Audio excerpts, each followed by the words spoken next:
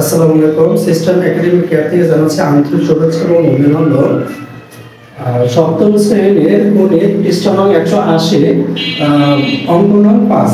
একটি বৃত্তাকার পার্কের ব্যাস 25 মিটার। পার্কটি বিস্তরণ করে 2 মিটার প্রশস্ত একটি রাস্তা আছে।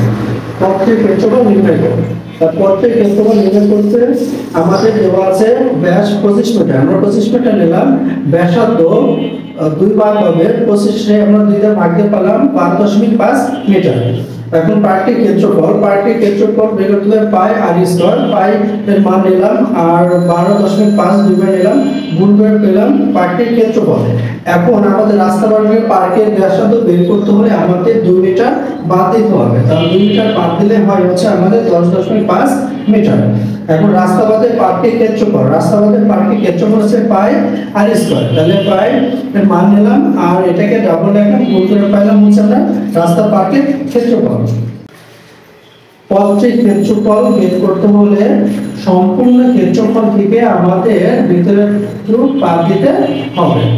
তাহলে পার্কের ক্ষেত্রফল সম্পূর্ণ আমরা নিলাম, নেওয়ার পরে আমরা ভিতরে চুক আমরা বাদ দিলাম, বাদ দিয়ে পাইলাম হচ্ছে পথটির ক্ষেত্রফল। সিস্টেম একাডেমি কেয়ারের পক্ষ থেকে আজকের মতো ক্লাসটি এখানে শেষ। আসসালামু আলাইকুম।